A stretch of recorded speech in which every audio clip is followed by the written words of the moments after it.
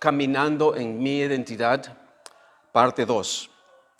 Entonces, en esta oportunidad, me gustaría ilustrar un poquito más de cerca, como lo dije la semana pasada, referente a cómo podemos caminar en esa victoria que el Señor ya nos ha dado por medio de su obra redentora en nuestro Señor Jesucristo. Habíamos visto la semana pasada que habían 4 elementos o partes, no sé cómo lo podríamos llamar eso, esenciales para poder caminar en nuestra identidad de acuerdo a la palabra de Dios. Uno de ellos el primero fue nuevo nacimiento, el otro era somos una nueva creación, el tercero, nueva identidad y el cuarto, el nuevo pacto. O sea, se dan cuenta, todo es nuevo. Dios es un Dios de lo nuevo, no es de lo viejo, porque lo viejo ha muerto, ahora estamos en lo nuevo. Y en esta oportunidad quiero continuar con la primera parte todavía del nuevo nacimiento, porque quiero ir concentrarme en una porción bíblica en la carta de Juan, de que lo voy a explicar en un momento. Ok. Quisiera, mis hermanos, de que se quede grabado, por favor, apréndase toda la palabra, en realidad, apréndase toda la palabra. Pero si usted puede centrar su conocimiento en el capítulo 6 de Romanos, porque ese es el libro que más tal vez he encontrado yo.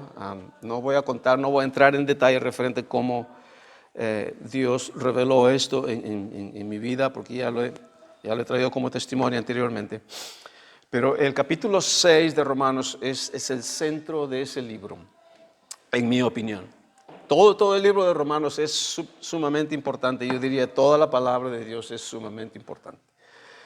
Entre las cartas de Pablo tenemos el libro de Romanos, que es revelador, y el capítulo 6, que habla acerca del nuevo nacimiento. Y la semana pasada he puesto hay mucho que decir referente al nuevo nacimiento, pero el nuevo nacimiento dijimos de que era la base, es el comienzo de algo nuevo, y es importante de que cada uno de nosotros lo tenga bien claro y presente, porque si no hay un nuevo nacimiento, estaríamos en realidad construyendo una casa sobre la arena, estaríamos construyendo una casa en el aire sin cimiento y sin fundamento. El nuevo nacimiento es un fundamento de la palabra de Dios, es una verdad espiritual que está arraigada en la palabra de Dios, establecida ya y revelada en sombra y tipo en el Antiguo Testamento. Y bueno, está revelada en tipo y en sombra, pero escondida en el Antiguo Testamento y revelada en el Nuevo. Entonces Pablo, en la inspiración del Espíritu Santo y por revelación de Jesucristo, él nos muestra, como le he dicho anteriormente, esta radiografía acerca de nuestra identidad. Se va a tan detalle, entonces nos da el entendimiento cómo nosotros hemos nacido de nuevo. Cuando nuestro Señor Jesucristo, como dije la semana pasada también, le dice a Nicodemo: tú tienes que nacer de nuevo. No puedes ver el reino, no puedes entrar al reino de Dios. No significa no puedes entrar al reino de Dios. Está hablando de que cuando nos muramos allá. ¿Ok?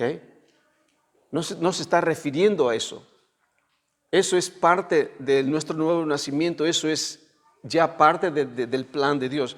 Cuando Dios le habla a Nicodemo, está hablando él de ese momento, el reino de Dios en ese momento, porque el reino de Dios empezó con la venida de nuestro Rey, de nuestro Señor Jesucristo. ¿Okay?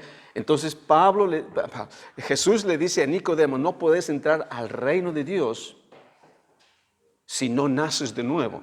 De la misma forma, una persona que quiere venir a Cristo, quiere ser un discípulo de Dios, tiene que nacer de nuevo. Entonces esa persona está entrando en el reino de Dios acá, ahora, en la tierra. ¿Me entienden? O sea que aquí es. Y eso es lo que le está diciendo nuestro Señor Jesús a Nicodemo. Pero nuestro Señor Jesús no va en gran detalle para describirnos acerca del nuevo nacimiento.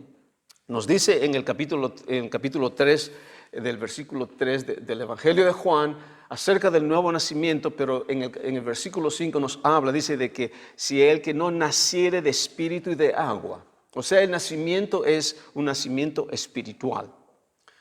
Hasta ahí llegamos en los evangelios referente al nuevo nacimiento. Pero viene Pablo, que fue un perseguidor de la iglesia, pero Dios en su amor y misericordia lo toma y lo usa para revelarnos aún mucho más profundo acerca de este nuevo nacimiento. Entonces, cuando él escribe sus cartas, empieza a revelar acerca de este misterio que estaba escondido en el Antiguo Testamento, pero ahora ha sido revelado. Estaba escondido, pero estaba a disposición para que personas y hombres de la ley, cuando en el tiempo de la ley podían saber, porque los profetas escribieron todo esto. Pero como leímos el primer versículo de la semana pasada en Primera de Pedro, leímos acerca de que todo esto los profetas habían profetizado ya en el Antiguo Testamento, pero ellos se dieron cuenta que no era para ellos.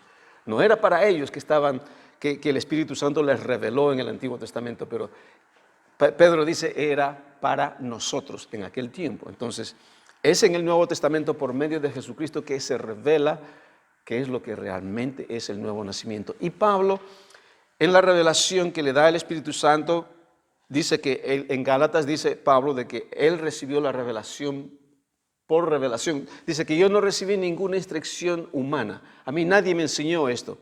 Dice, a mí se me fue revelado por Jesucristo. Sabemos de que él, en mi entendimiento, él ha tenido que haber tenido más encuentros con nuestro Señor Jesús cara a cara, así como tuvo la primera vez que lo tuvo en su camino a Damasco. Entonces, él en el capítulo 6 habla acerca de este nuevo nacimiento. ¿Qué es lo que ocurre? Entonces, también lo dice en Gálatas 2:20, que lo sabemos. También lo dice en Efesios 2, en el capítulo 2. También lo dice en Colosenses, el capítulo 2. Pablo nos revela en diferentes partes de su carta acerca de este nuevo nacimiento. Y sabemos cómo el nuevo nacimiento, también lo dicen los otros apóstoles en sus cartas, lo dice Pedro, lo dice Juan, los describen. Pero lo lindo es de que está ahí y está a nuestra disposición de escudriñar y recibir esto. Entonces es hermoso cuando Dios revela esto, y Dios quiere revelar a cada uno de nosotros. O sea, ninguna persona es exclusivo, depende de cuánto hambre tiene usted de conocer de esto, entonces el Señor le va a revelar. El Señor nunca va a cerrar las puertas a nadie cuando alguien quiere buscarle más y conocer más de su palabra. Entonces, el capítulo 6 de Romanos es la radiografía o lo que Pablo nos da a revelar acerca de nuestro nuevo nacimiento. Entonces, ¿qué es lo que incluye este nuevo nacimiento? Es lo que hemos venido hablando últimamente, referente de que tiene que haber una muerte, ¿okay? Hemos sido crucificados. Lo vamos a leer bien rápido, no quiero concentrarme en esto porque quiero centrarme en otra porción bíblica que lo tenemos que estudiar hoy día. Okay. Vamos a leer rápidamente este capítulo que ya lo he traído muchas veces y ustedes me han visto poner énfasis en este pasaje del capítulo 6 de Romanos, y espero pues de que no sea pesado, que cada vez repito esto, es porque a veces es importante saberlo, repetirlo y repetirlo. En la repetición está la enseñanza, el aprendizaje. Entonces lo vamos a leer rápidamente y me voy a detener en un par de versículos. Empezando en el versículo 3. ¿O no sabéis que todos los que hemos sido bautizados en Cristo Jesús hemos sido bautizados en su muerte? ¿Okay? Para empezar, hemos muerto en Cristo Jesús. El nuevo nacimiento tiene que haber muerte primeramente. Por esta es la razón que nuestro Señor Jesucristo murió. Él murió físicamente para que nosotros podamos morir espiritualmente. Romanos 6, versículo 3. Él murió físicamente para que nosotros espiritualmente por medio de la fe podamos morir a la vieja naturaleza, al viejo hombre, como lo dice más abajo. Luego dice, hemos sido bautizados en su muerte porque somos sepultados juntamente con él para muerte por el bautismo, a fin de que como Cristo resucitó de los muertos por la gloria del Padre, así también nosotros andemos en vida nueva. Allí está nuestra muerte y ahí está nuestra resurrección. Esa resurrección de Cristo es el nacimiento de esa nueva vida en Jesús. O sea, nuestra nueva vida en Cristo, que lo vivimos ahora, lo vivimos en su resurrección, porque Él resucitó. Luego dice en el versículo 5, porque si fuimos unidos o plantados juntamente con Él en la semejanza de su muerte, así también lo seremos en la de su resurrección. Está reiterando Pablo este versículo 5, lo que está diciendo en el versículo 4. Versículo 6, sabiendo esto, que nuestro viejo hombre fue crucificado juntamente con Él. Es el viejo hombre que es crucificado y es el viejo hombre que es sepultado juntamente con Él. ¿Cuál es ese viejo hombre y esa vieja naturaleza? Es aquella persona, aquel individuo que era antes de venir a Cristo, antes de que entregue su vida a Cristo. César Augusto Rojas, que nació en 1953, murió el 13 de diciembre de 1985, pero resucitó el 13 de diciembre de 1985 y en este momento tiene 35 años. ¿Me entienden? O sea que hemos muerto a lo viejo cuando nosotros llegamos a Cristo, y en ese mismo día que nosotros hemos muerto, resucitamos juntamente con Él, por lo que Él ha hecho, por su obra.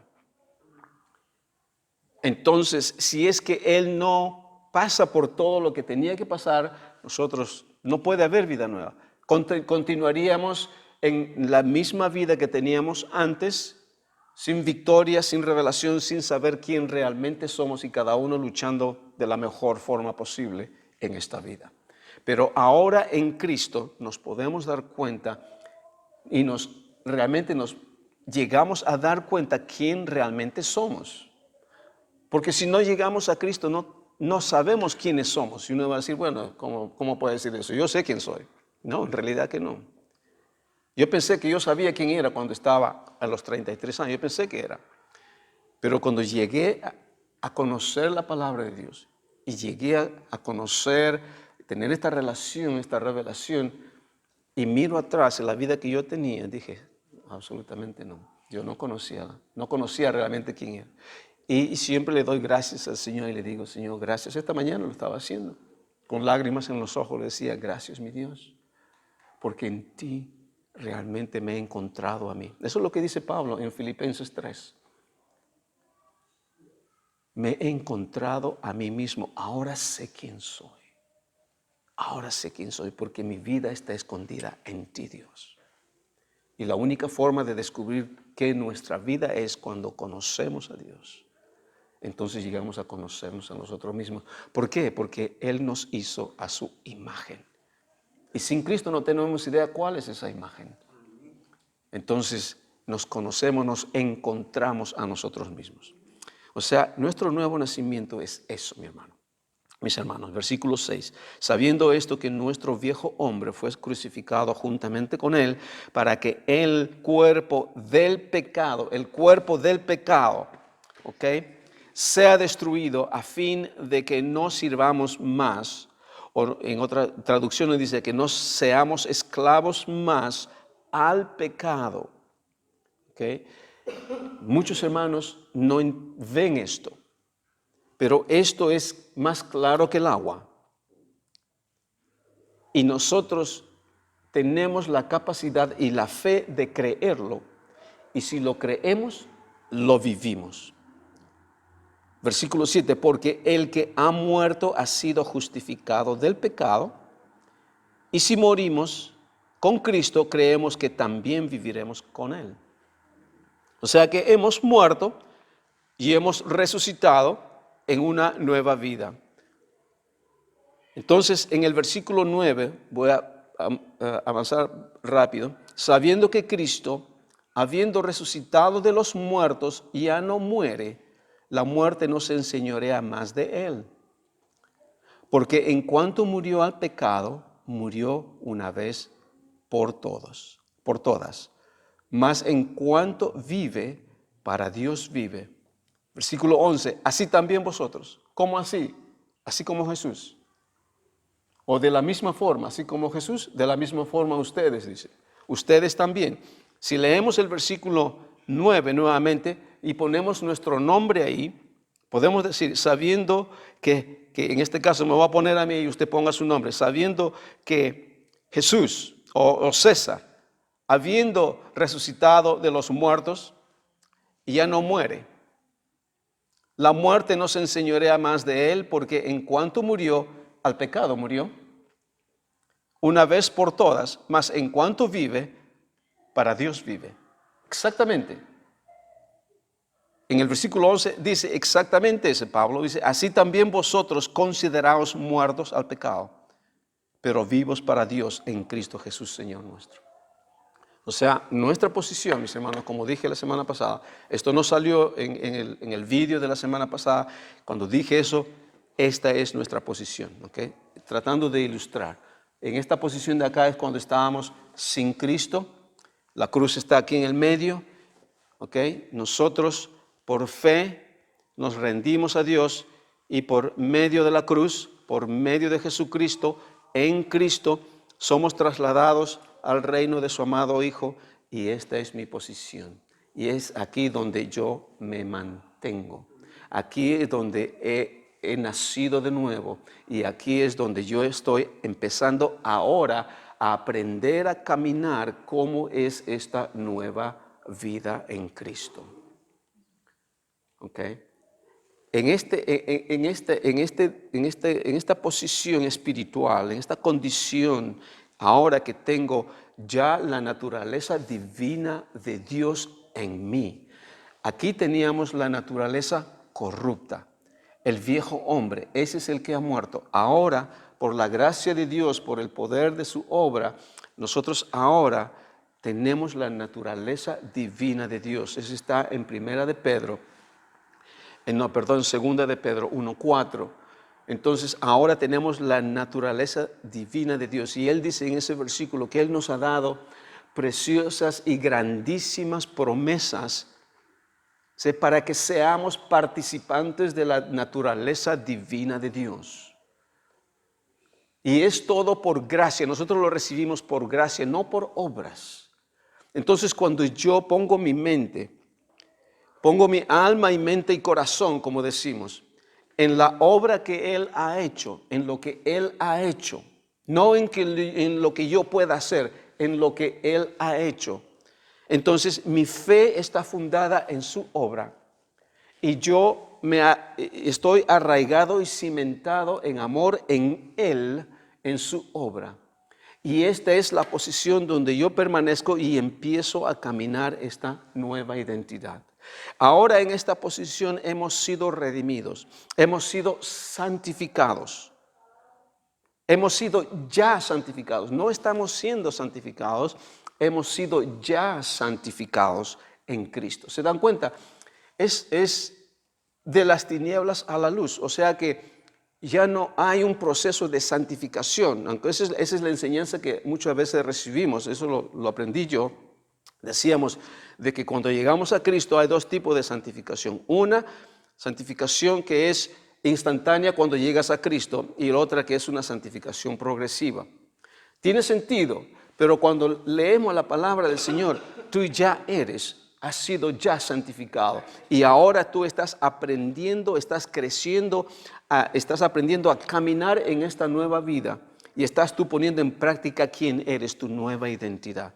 En el transcurso de tu caminar, van a haber obstáculos, como lo hemos explicado anteriormente. Van a haber obstáculos, adversidades, problemas, pecados. Y uno en esta vida vamos a tropezarnos, aunque lo ideal, mis hermanos, y eso lo voy a hablar un poquito más en un momento, lo normal de un cristiano, escuchen, lo normal de un cristiano es que cuando yo camino de acá, yo no encuentro piedras, no encuentro tropiezo, porque mi caminar es lo mismo que nuestro Señor Jesús.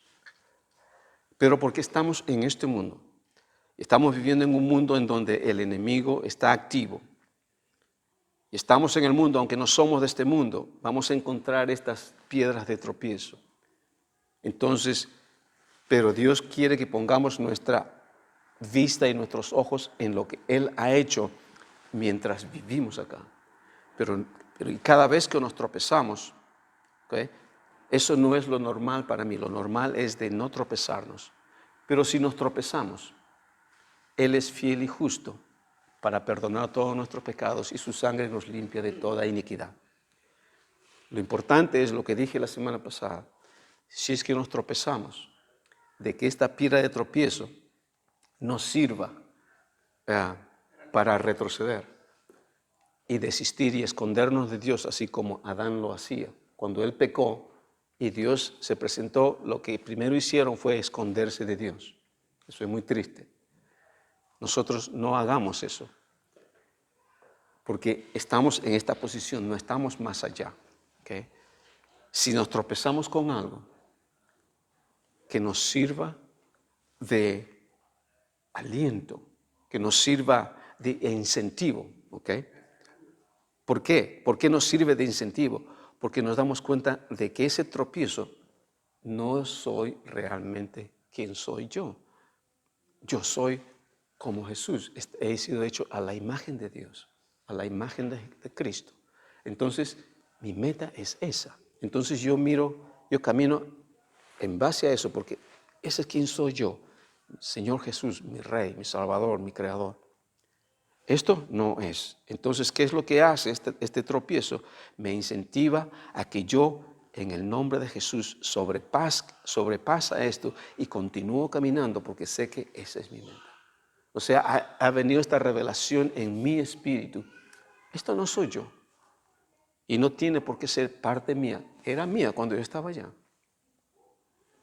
Yo soy como mi Señor Jesús y esa es mi meta. Entonces yo voy camino. Y me escuchen, Dios ha hecho todo en su obra redentora para que nosotros podamos caminar como Jesús. Y lo vamos a leer en un momento. Para que podamos caminar como Él. Y ese es el caminar normal de un cristiano. Estos tropiezos no es normal. ¿Okay? Pero gracias a Dios tenemos el Espíritu Santo de que cuando nos tropezamos, Él nos da convicción. Y tenemos la sangre de Cristo que nos limpia de toda iniquidad. Tenemos toda la gracia de Dios para caminar como Jesús. Absolutamente todo. No para retroceder y desistir y decir que no, esto no sirve. No, esto no funciona. Es una mentira. No. Si vienen esos pensamientos a su mente, eso es una mentira del diablo. Eso es un dardo del enemigo que quiere hacerlo desistir de su caminar, de su vida que Él ha hecho, que le costó tanto a Él para que nosotros podamos disfrutar y caminar esta nueva vida en Cristo. ¿Okay? O sea que esta es nuestra posición. Póngalo eso en su mente, póngalo en su espíritu, de que cuál es su meta. Que esté eso revelado en su espíritu acerca de la verdad, quién es usted. Esa es su identidad. Esa es su identidad. Esta piedra no es su identidad. Era su identidad cuando estaba sin Cristo, porque dice, cuando éramos pecadores. Éramos, ¿ok? Éramos pecadores. Aquí, por medio de nuestro Señor Jesús, dice que somos santos. Hemos sido santificados. Y esta enseñanza, mis hermanos, ¿ok? Aquí quiero hacer el puente para traer lo que quiero realmente concentrarme. Y esta enseñanza, muy poco, ¿ok? Casi nada podría decir, muy poco se escucha ahí afuera en el resto de las congregaciones. Si hay hermanos que escuchan esta enseñanza, hermanos que conocen, ¿ok? Pastores, maestros, que conocen la palabra de Dios y escuchan esta enseñanza, y si yo hubiese escuchado esta enseñanza años atrás, también hubiese actuado de la misma forma que el resto de hermanos lo hace. ¿Por qué? Porque hay un pasaje en la Biblia, que lo vamos a examinar ahorita. Hay un pasaje en la Biblia, tal vez el único. Hay otros más, pero este es el más usado y el más frecuente y el más, podríamos decir, de acuerdo a otro tipo de pensamiento. Es el más eficaz, que desmiente todo esto que estoy diciendo. Y esto yo lo he traído ya en otra oportunidad, lo he enseñado ya en varias oportunidades, pero lo vamos a ver nuevamente. ¿Por qué? Porque, como digo, es el pasaje en Primera de Juan que es el más usado, y que todo hermano que escucha y que compartimos nosotros, o escuchan esta enseñanza de que nosotros hemos sido libres de pecado, de que podemos caminar sin pecado, de que podemos caminar libres de pecado. ¿Ok? Dice, no, esto no es cierto. Entonces lo ponen como herejía. ¿Ok? Lo ponen como herejía porque hemos sido educados, hemos sido enseñados por tantos años, de que a los ojos de esa perspectiva que uno lo ve, dice, es imposible. ¿Por qué? Porque todavía estamos en este cuerpo.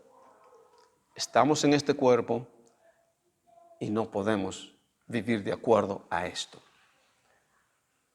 Y lo triste es de que la mayoría en el cuerpo de Cristo están de acuerdo con esta perspectiva. ¿Okay? Entonces vamos a ir a Primera de Juan, a la carta de Primera de Juan, en el capítulo 1.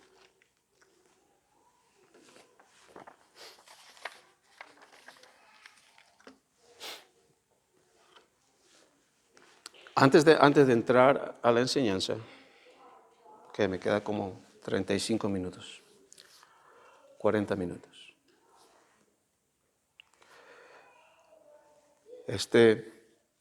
Y por favor, justamente traje ese capítulo 6 de Romanos para para refrescar nuestra memoria referente a qué es lo que dice la palabra del Señor.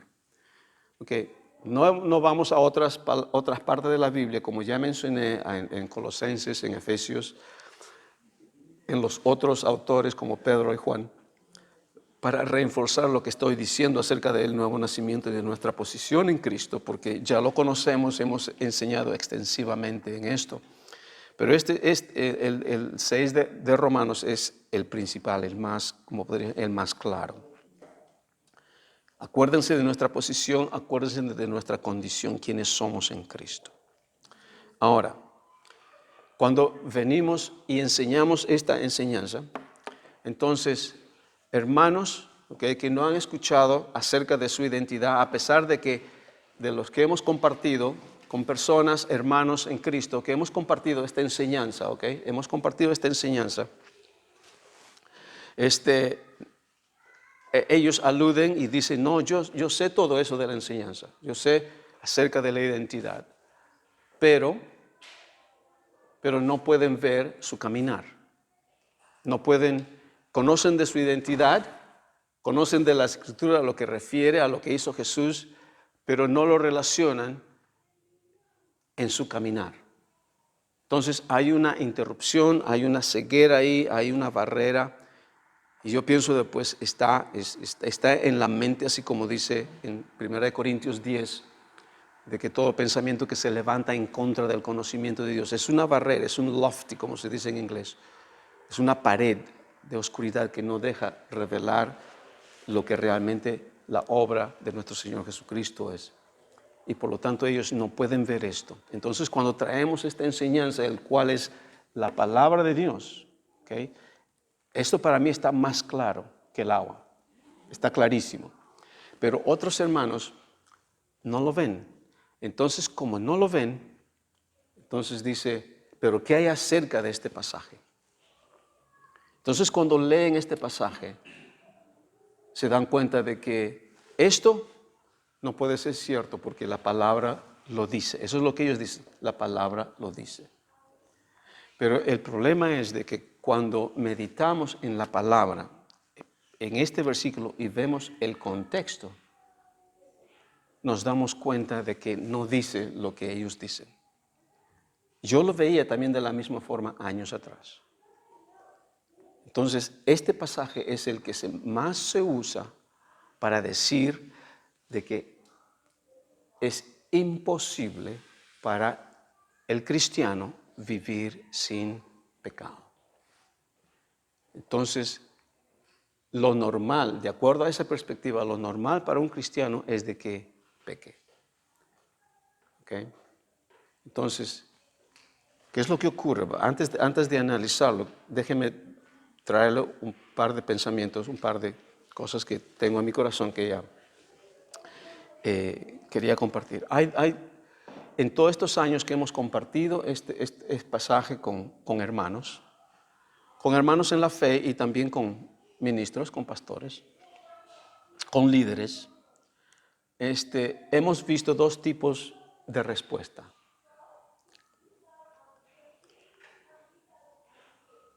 Una respuesta, cuando le hablamos de esto, de nuestra identidad y de nuestro caminar, entonces ellos automáticamente sacan este versículo y dicen, ¿pero qué acerca de estos versículos? Entonces, cuando uno le explica, hemos encontrado nosotros dos tipos de respuestas. ¿Cuál es una? Una, aquellas que reciben luz y entendimiento para ver la realidad de este versículo. Y cuando uno le explica, lo reciben hasta con lágrimas en los ojos, dando gracias a Dios, porque por tantos años viviendo en ese tipo de vida, ahora pueden ver la luz y pueden realmente caminar de acuerdo a la palabra de Dios. Lo reciben con gozo, porque ven la revelación en su espíritu. Se apropian de ello y empiezan a caminar en esa revelación. Esa nube o esa barrera ha sido removida de su mente, de su espíritu, entonces ahora pueden ver la luz. La otra respuesta que hemos encontrado todo este tiempo es lo opuesto. Es de que dice, no, es imposible, porque dice la palabra. Desafortunadamente con aquellas personas de que hemos compartido esto y no han podido ver, no hemos tenido el tiempo de explicarles en detalle qué es lo que dice ese pasaje. Entonces se han ido con la impresión de decir, esto que dices tú no es cierto por estos versículos. Entonces lo categorizan como una herejía. Y lo importante es de ver de que qué es lo que la palabra del Señor dice en ese pasaje. Porque aquellas personas que tienen la perspectiva anterior de que no se puede vivir la palabra, han utilizado 2 o 3 versículos y han interpretado su caminar en base a esos 2 o 3 versículos y dicen que es imposible. Si nosotros leemos esos 2 o 3 versículos que los vamos a leer ahora, de esa forma podemos decir, yo creo que es imposible. Pero hemos conocido, sabemos de que un texto fuera de contexto es un pretexto. ¿Es un pretexto para qué? Para apoyar y determinar lo que realmente tu doctrina es, lo que tú crees. Entonces tenemos que ver el contexto y estudiarlo exegéticamente y hermenéuticamente para entender el pasaje Y cuando recién lo vemos, entonces nos damos cuenta de que no quiere decir lo que esos 3 versículos realmente lo dice. Entonces, vamos a ir a meditar en estos versículos. Déjeme decir algo más. De este pasaje, okay, de este pasaje que vamos a leer ahorita. Hace como un mes atrás estuvo en mi mente y estuvo en mi espíritu. Y yo sentí esto de que ese es como el Señor veo de que trabaja en mí.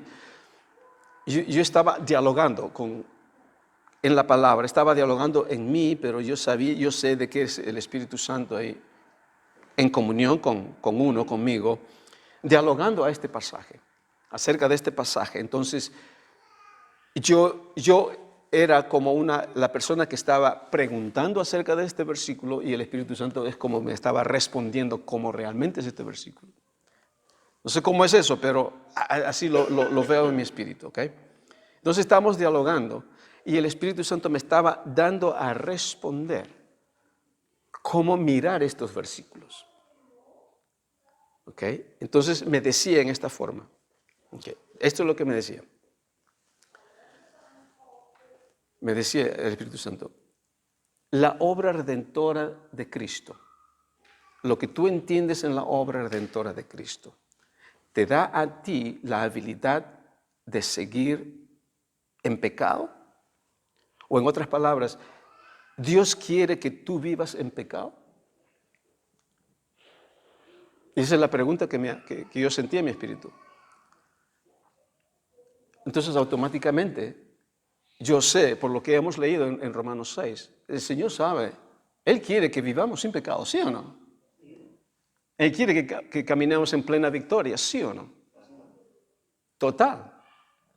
Porque para eso vino Él, a destruir las obras del diablo. Porque para eso Él ha muerto, es lo que hemos leído en Romanos 6. O sea, para Él, por eso dije, nuestra vida normal es no tropezarnos con nada. Eso es lo normal para uno. Entonces Dios no quiere de que estemos tropezándonos, pero que vivamos en victoria. Va a haber tentaciones, va a haber pruebas, va a haber adversidades, pero cuando viene somos más que victoriosos en Cristo Jesús. Nos sometemos a Dios, resistimos al diablo y Él huirá de vosotros. Dice, tenemos toda la palabra del Señor para caminar en victoria. ¿Okay? Esa es la vida normal. O sea, eso es lo que yo entiendo de la obra redentora de nuestro Señor Jesús, porque Él vino a quitar el pecado de uno para que nosotros podamos vivir en santidad. ¿Okay? Entonces, cuando hay personas que ven este pasaje, entonces lo que yo entiendo es de que Dios quiere que yo camine en santidad. Entonces, cuando el Espíritu Santo me estaba ministrando eso, entonces cuando yo empiezo a caminar en santidad, y hay, ¿cómo se llama? Y hay hermanos que dicen, no, que es imposible caminar. Entonces el Espíritu Santo me preguntaba, pregúntale tú a aquella persona que se opone, pregúntale si Dios quiere que caminemos en santidad. Obviamente la persona va a decir, no, claro, Dios quiere que caminemos en santidad. Pero dice este versículo de que es imposible de pecar. Entonces, si Dios quiere que caminemos en santidad, ¿cómo es que la palabra lo dice? No puedes dejar de pecar. O sea que hay una contradicción. Dios ha venido a remover el pecado, pero Él dice, pero esta porción dice, aparentemente dice de que es imposible que dejes de pecar. Entonces, ¿cómo es? Entonces, lo que el Espíritu Santo me decía es esto, miren. Dile a la persona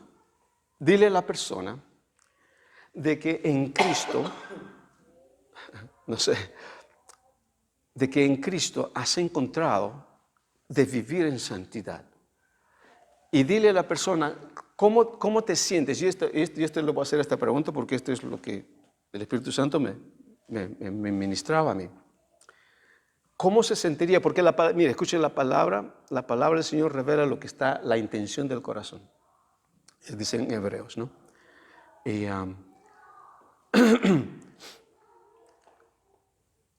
y ¿cómo se llama? Revela, lo que dije la semana pasada fue de que sabiendo que caminamos en esta vida en santidad, en esta nueva vida en Cristo, y cuando hay problemas de que nos encontramos con piedras que no podemos pasar, ocurre algo en el corazón. No es para los que estamos aquí, los que conocemos esta palabra, ¿ok? Conocemos la voluntad de Dios, conocemos cómo Dios quiere que caminemos, pero cuando nos encontramos con piedra de tropiezo y no podemos pasarla, entonces se convierte en una intención del corazón en vez de una revelación de la palabra. Entonces, como no podemos pasar, desistimos de ello y empezamos a hablar en contra y decir, no, esto no funciona. Se convierte, eso es lo que dije la semana pasada, es un problema del corazón. ¿Okay? El problema es que no hemos pasado. Pero cuando yo, por ejemplo, y esto es lo que decía, de que a veces se convierte en lo que pasa en una situación del corazón. Y a veces las personas que tienen dificultad en pasar esas piedras toman una actitud que los fariseos cuando en el tiempo de nuestro Señor Jesucristo lo hacían. Y este es el ejemplo que el Señor me ponía cuando yo estaba meditando en todo esto, ¿okay? Me hizo hacer acordar, esto lo traje en un estudio bíblico en la casa. Estaba compartiendo con los hermanos. Me decía, ¿te acuerdas aquel hombre que fue llevado en camilla cuando Jesús estuvo predicando la palabra en aquel hogar, en aquella casa, y la cantidad de personas que estaban adentro de la casa, afuera de la casa, que cuando estos 4 hombres llevaron en camilla a aquel hombre y no pudieron entrar en la casa, ¿y qué hicieron? Se subieron al techo y abrieron el techo y bajaron al enfermo frente a nuestro Señor Jesucristo que estaba ministrando dentro de la casa en este lugar.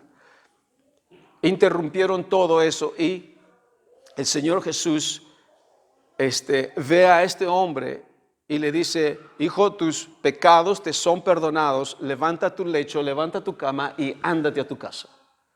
Entonces este hombre se levanta, sus pecados le son perdonados, se levanta, que estaba paralítico, que estaba por cuántos años ahí en cama, toma su cama y se va. Pero al frente, en ese lugar, en esa casa, están los fariseos. Están los fariseos en esa casa y lo primero que entra en su corazón, porque el Señor Jesús dice la palabra de que Él ve lo que está en su corazón, y ellos cavilan en su corazón y dicen, ¿y quién es este para perdonar pecados? Porque solamente Dios puede perdonar los pecados. Se dan cuenta de la intención del corazón en este momento. Los fariseos, en vez de regocijarse, en vez de dar gracias a Dios, dice, Señor, gracias porque este hombre ha sido sanado después de tantos años de estar echado. Nos gozamos contigo, Señor, y ver, ¿cómo se llama?, el milagro que has hecho. No, al contrario, no vieron esto, pero vieron lo teológico, vieron la doctrina y dijeron, este no tiene permiso para perdonar pecados. Y estuvieron totalmente ciegos al milagro, lo que ocurrió enfrente de sus ojos. Y ocurre, y esto es lo que me estaba ministrando el Espíritu Santo. Y lo mismo ocurre con este pasaje. Y me decía el Espíritu Santo, tú compartes con aquella persona que se opone a esto y dice que lo que estás enseñando es mentira. Y comparte con aquella persona y dile. Entonces yo le pregunto a usted como si usted fuera la otra persona, ¿ok? Si yo le digo, mis hermanos, por medio de la palabra ha sido revelado que yo puedo caminar esta vida sin tropezarme, por la gracia de Dios. Yo puedo caminar esta vida sin tropezarme. ¿Tú te gozarías? ¿Tú te llenarías de gozo y decir, gloria a Dios? Porque eso es lo que Dios quiere. Eso es lo que Dios quiere, que caminemos en santidad. Y yo te digo, yo estoy caminando en eso. Hay piedras, sí, hay tentaciones, sí, pero el Señor me dice que soy más que vencedor. estoy caminando en este caminar, en esta carrera. ¿Tú te gozarías o entraría ese pensamiento en tu corazón y decir, pero si tú dices que estás caminando así, pero la palabra dice de que si tú dices que estás sin pecado, estás haciendo a Dios mentiroso. En una posición, primero dice de que el Señor ha venido a remover el pecado, pero luego este versículo se interpreta y dice, no, es imposible vivir sin pecado. Entonces, ¿para qué ha venido Jesús? ¿Se dan cuenta de la contradicción que hay? En vez de tú gozarte conmigo y decir, mi hermano, gloria a Dios, muéstrame dónde está. Muéstrame qué es lo que has hecho tú para todos nosotros poder vivir de la misma forma. En vez de decir, tú estás en una energía. O sea, se dan cuenta, es una situación del corazón. Ha entrado este sentimiento de fariseo en muchas personas de que les ha nublado porque dice, es imposible vivir sin pecado. Pero si Dios envió a su Hijo para que nosotros podamos vivir como Él. Pero utilizamos estos versículos para decir, no, es imposible. Entonces, ¿en dónde está? ¿Se dan cuenta de la contradicción que hay? El problema es de que mucha gente no ve. ¿Por qué no lo ven? Porque no tienen el entendimiento de la palabra de Dios. Especialmente eso, no tienen el entendimiento de la palabra de Dios. Y el otro es que hay unas piedras que les es difícil de vencer, de pasar. Entonces tienden a retroceder y empiezan a tomar, entra en su corazón cualquier otro sentimiento que no debería ser de gozo y paz para poder avanzar. ¿Ok? Eso es lo que ocurre. Entonces, leamos este versículo. ¿Ok? Leamos este pasaje, que se me está acabando el tiempo, pero me quedan 15 minutos. Es Primera de Juan en el capítulo 1. Ok. Déjenme dar el trasfondo de este pasaje, porque es importante estudiarlo hermenéuticamente, ¿okay? O exegéticamente. Es importante conocerlo porque no estamos tomando versículos fuera de contexto y aplicarlo a lo que yo quiero presentar. Es la palabra que nos habla. Y es importante saber el contexto y qué es lo que está ocurriendo en este momento, en aquel lugar, en aquel tiempo donde Juan está escribiendo esta carta. ¿Okay? Esta carta fue hecho antes del año 70, antes de la destrucción del templo. ¿Okay? Entonces, esta carta está dirigida a la dispersación. En hebreo le llaman, o en griego le llaman la diáspora, o sea, aquellos a la iglesia de Cristo que están dispersos en Asia Menor. Este es el apóstol Juan. Y está enviando esta carta, estas 3 epístolas, los está enviando a los cristianos que están en Asia Menor. Ahí también fue donde él envió el libro de Apocalipsis a estas 7 iglesias que estaban en Asia Menor. Pero estas cartas están yendo en forma general a las iglesias de Asia Menor, ministrándoles. Entonces, ¿qué es lo que ocurre en aquel tiempo? Hay podríamos decir una secta. Hay un grupo de personas que han sido infiltradas. Acuérdense que el evangelio recién está creciendo en aquel tiempo, está avanzando, son los inicios de la iglesia cristiana. Y están los judíos mesiánicos que están tratando de traer doctrinas que adaptarlos al cristianismo para que empiecen a vivir de acuerdo a la ley. Hay este otro grupo de los gnósticos que están infiltrados también en la iglesia, la enseñanza de este grupo es de que todo lo material, en este caso el cuerpo, es malo, maligno, evil, y todo lo que es espíritu es divino. Entonces, y es por ello de que este grupo de personas que se llaman, están identificados como cristianos, pero tienen estas enseñanzas. Entonces, este grupo gnóstico, su posición es de que todo, como dije, todo lo espiritual es divino y todo lo que es material es malo, maligno. Entonces, ellos piensan de que Jesús fue revelado en espíritu, pero no tenía cuerpo. Aparentaba tener cuerpo, pero era en realidad divino. Y la otra posición también dentro de este grupo era de que Jesús había sido revelado, el Cristo había sido revelado espiritualmente, pero que el Jesús fue unido al Cristo divino en su bautismo y después, antes de su muerte, se apartó. O sea que esas son teorías y posiciones que este grupo gnóstico tenía. Entonces, cuando Pablo llega al entendimiento de estos hermanos que están con estas enseñanzas, envía esta carta. Y los gnósticos, al tener esta posición en ellos, en su ideología, porque son los inicios de este grupo gnóstico, el verdadero gnosticismo empieza en realidad en la segunda siglo, en el segundo y tercer siglo, en la cual se hace más fuerte. O sea que en este tiempo del primer siglo son los inicios, pero está de todas maneras la enseñanza en este lugar. Entonces, ¿qué resulta? De que para estos gnósticos, como dije anteriormente, lo material era maligno.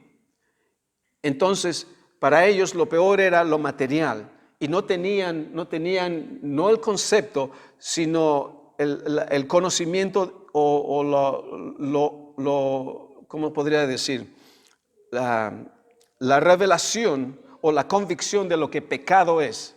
O sea, de que para ellos no había, la moralidad no era tan importante.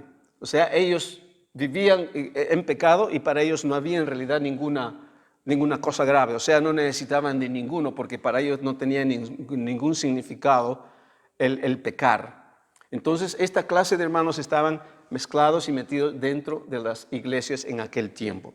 Y la carta de Pablo va dirigido a la iglesia, sabiendo de que hay este tipo de infiltración en las iglesias. Entonces, él empieza a decir esta carta. Y miren el contexto y la forma como Pablo enfatiza acerca de quién nuestro Señor Jesucristo es. ¿Okay? Sabemos, y esto es importante de la enseñanza en el cristianismo, tenemos que darnos cuenta de que Dios mismo vino, se hizo hombre, se hizo carne. ¿Okay? Él no fue espíritu y no tenía cuerpo. Él se hizo carne, se hizo cuerpo y habitó en medio de nosotros. Y este es el comienzo y el énfasis de Juan el apóstol. Dice en el versículo 1, capítulo 1. Lo que era desde el principio, lo que hemos oído, lo que hemos visto con nuestros ojos, lo que hemos contemplado y palparon nuestras manos tocante al verbo de vida, porque la vida fue manifestada y la hemos visto y testificamos y os anunciamos la vida eterna, la cual estaba con el Padre. Y se nos manifestó lo que hemos visto y oído, esto os anunciamos para que también vosotros tengáis comunión con nosotros. Y nuestra comunión es verdaderamente es con el Padre y con su Hijo Jesucristo. Estas cosas os escribimos para que vuestro gozo sea cumplido. Nos habla claramente Juan acerca de que ellos vieron y tocaron al verbo de vida, Dios mismo hecho carne. Pero los gnósticos en este tiempo decían, no, él no fue hecho carne, él fue un ser espiritual. Entonces, este grupo de hermanos, este grupo de gnósticos en aquel tiempo, decían que estaban parte de la luz, parte ellos creían, pero estaban viviendo en pecado, porque para ellos el pecado no tenía mucho significado, para ellos no estaban bajo ninguna ley, no había moralidad para ellos, entonces ellos vivían en pecado, y cuando les preguntaban, ellos decían, ¿qué pecado? No tenemos ningún problema. Entonces, este es el contexto que Pablo empieza a decir en el versículo 5. Dice, y este es el mensaje que hemos oído de él y os anunciamos. Dios es luz y no hay ninguna tinieblas en él. ¿Okay? Dios es luz. Dios es luz y no hay tinieblas en él. Cuando decimos, escuchen, cuando decimos luz, está hablando, amén, de santidad. Está hablando de vivir libre de pecado. Nuestro Dios, ¿no? Él es puro, Él es libre, Él es santo. ¿Okay? Está hablando qué es lo que luz es. Y no hay ninguna tinieblas. ¿Qué cosa es tinieblas? Pecado, todo lo que es de la carne, que todo eso es tinieblas. Dice, y no hay tinieblas en Él. Versículo 6. Si decimos que tenemos comunión con Él. ¿Ok? Aquí hay hermanos que dicen, nosotros tenemos comunión con Él. Dice, y andamos en tinieblas y andamos en pecado, mentimos y no participamos de la verdad. ¿Qué es lo que está hablando? ¿De qué están mintiendo? Están mintiendo de que tienen comunión con Dios. ¿Por qué? Porque si tuvieran comunión con Dios no estarían andando en pecado. Entonces dice, ustedes no practican la verdad. Entonces ustedes están mintiendo. Porque si tuvieran comunión con Dios no estarían haciendo. Pero esta gente no tiene convicción de pecado porque su posición es diferente. Entonces luego dice en el versículo 7, pero si andamos en luz, si andamos en santidad, si andamos en amor, si andamos en el Espíritu, dice, como Él está en luz, tenemos comunión unos con otros. O sea, esa es la vida de un cristiano ahora. ¿Ok? Caminamos en luz. Entonces, porque todos caminamos en luz, entonces tenemos comunión los unos con los otros. Es decir, como tenemos comunión unos con otros, y la sangre de Jesucristo, su Hijo, nos limpia de todo pecado. ¿Qué está diciendo? Nosotros que estamos en la luz, ¿okay? Caminando en la luz en esta nueva vida en Cristo, podemos tener comunión los unos con los otros. Pero si tenemos alguna piedra de tropiezo, dice, Él es fiel y justo para perdonarnos y limpiarnos de toda iniquidad. Y seguimos caminando en esta comunión que tenemos en luz los unos con los otros. ¿Ok? Entonces luego dice, versículo 8, si decimos que no tenemos pecado, nos engañamos a nosotros mismos. Y la verdad no está en nosotros. ¿Se dan cuenta? Este es uno de los versículos. Si decimos, estas personas están diciendo, si decimos que no tenemos pecado, pero el versículo anterior dice, si confesamos nuestros pecados, el Señor es fiel y justo, y la sangre de Cristo nos limpia de toda iniquidad. Entonces este versículo 8 dice, si decimos que no tenemos pecado, entonces esta persona dice, ¿qué pecado? ¿Qué pecado?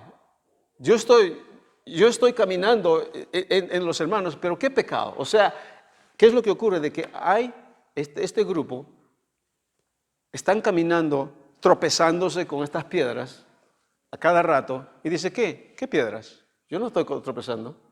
Entonces, ¿qué es lo que están haciendo? Están rechazando la sangre de Cristo. Tal vez son personas que están llegando por primera vez al grupo y dicen, no, yo no tengo problema con pecado. Están rechazando la sangre de Jesús y dicen, yo no tengo pecado.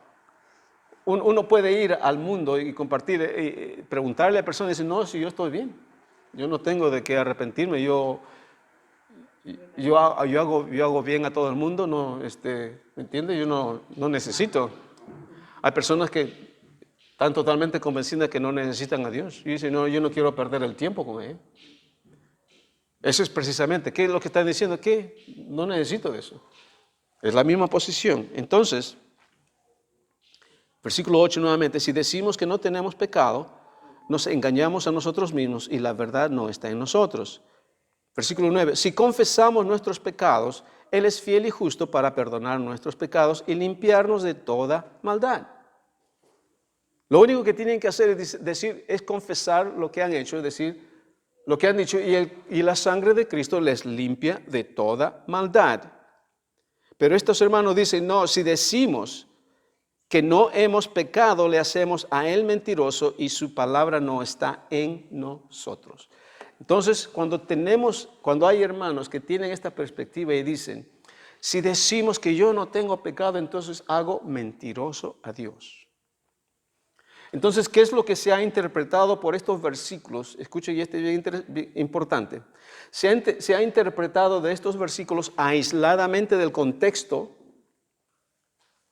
Se ha interpretado y puesto en la posición de que es imposible para el cristiano vivir sin pecado. Porque si yo digo que yo no tengo pecado, entonces estoy haciendo mentiroso a Dios. La situación es de que la verdad es de que hay hermanos en aquel tiempo que están diciendo, yo no he pecado, pero su vida está llena de pecado. Entonces, ¿qué es lo que decían cuando están caminando en pecado? A pesar que se le ven que están caminando en pecado y ellos dicen, no, yo no tengo pecado, están haciendo a Dios mentiroso, porque uno está viendo lo que está haciendo. ¿Ok? Miren, vamos a leer hasta el versículo 6 del capítulo 2 porque es importante considerarlo. Entonces, si decimos, el versículo 10 nuevamente, si decimos que no hemos pecado, le hacemos a él mentiroso y su palabra no está en nosotros. ¿Se dan cuenta? Si tomamos estos tres versículos, 8, 9 y 10, aisladamente, podemos formar esa doctrina de decir, no, es imposible que tú dejes de pecar. Porque si dice que no tienes pecado, estás haciendo a Dios mentiroso. O sea, la posición es de que es imposible que el cristiano deje de pecar. Okay, esa es la interpretación que se dice. Pero la palabra nos dice, no. Si hay adversidades, hay pruebas, pero sí en Cristo Jesús yo puedo caminar en esa libertad y en esa victoria. Esa es la verdad de la palabra. Ese es lo normal de la palabra. Lo que pasa de que esto de caminar tropezándome, se piensan de que es lo normal de un cristiano. Y es por ello cuando tú sales con lo contrario, te dicen, no, es imposible, estás mintiendo. ¿Se dan cuenta? Entonces, mire, a tal punto ha llegado la posición de hermanos de esto, de decir esto. Si tú dices que no, que tú eres libre de pecado, entonces ellos dicen, entonces tú no necesitas a Dios. Y dije, ¿hasta dónde ha llegado la oscuridad? Porque aparentemente suena lógico. Si ya vives en completa santidad, entonces ya no necesitas a Cristo. Y dije, antes era oscuridad, ahora es todavía aún mucho más oscuridad. Que eso la palabra habla de black and blackness. Y dije, qué triste, porque se supone entonces de que solamente yo voy a tener comunión con Dios cuando cometa pecado. O sea, me tengo que sentir pecaminoso o pecador para yo tener comunión con Dios. Es muy triste eso. ¿Por qué no puedo tener comunión con Dios cuando estoy caminando en santidad? Cuando estoy caminando en transparencia. ¿Por qué no puedo? Al contrario, eso es lo que Dios quiere de mí. Entonces, dice la palabra, podemos tener comunión el uno con el otro si estamos en luz. Estamos caminando en luz y podemos tener comunión los unos con los otros y con nuestro Padre, plena transparencia. ¿Por qué yo tengo que cometer pecado para venir a Jesús, para venir a Cristo?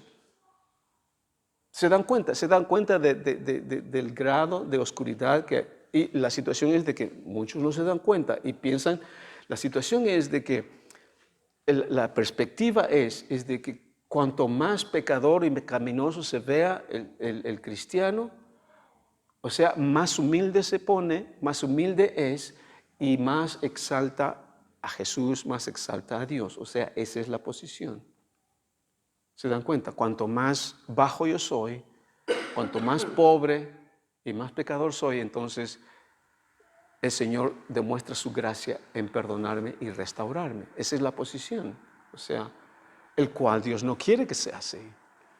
El Dios quiere que andemos así como Él andó. Eso es lo que dice aquí en un momento, lo vamos a leer.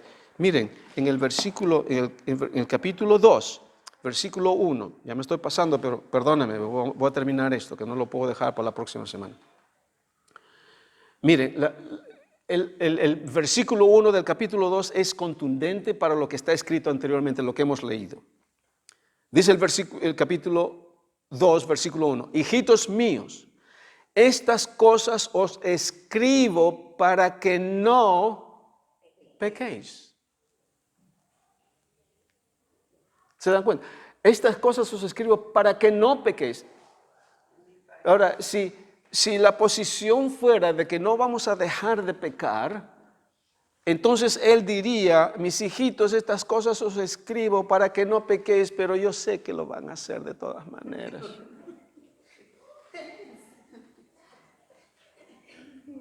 ¿Se dan cuenta?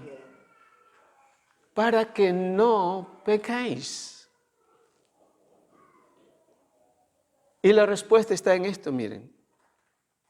Cuando estábamos compartiendo esto con una hermana y trajo este pasaje, entonces le estábamos explicando y ella decía, pero cuando pecamos, le dije, ahí está la diferencia. No es cuándo, es sí, es qué. No es cuándo, porque cuando uno dice cuándo, lo vas a tener y estás esperando. Es cuestión de tiempo y va a venir y vas a caer. No, aquí Juan dice, y si alguno hubiere pecado. O sea, y si tú te tropiezas.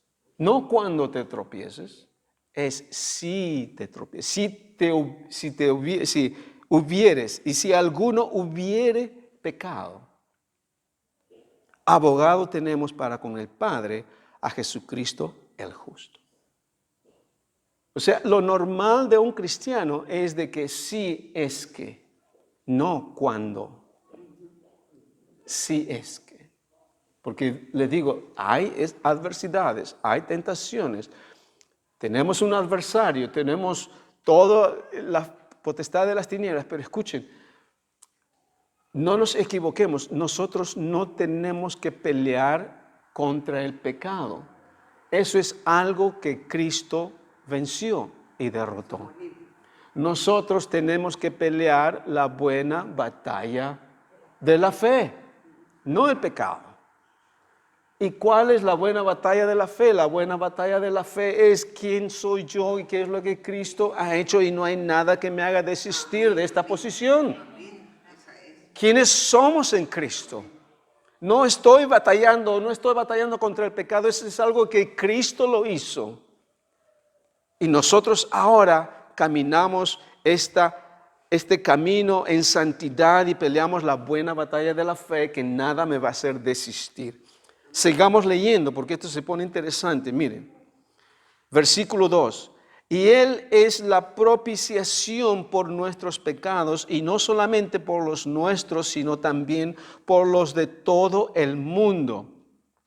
Y en esto sabemos que nosotros le conocemos si guardamos sus mandamientos.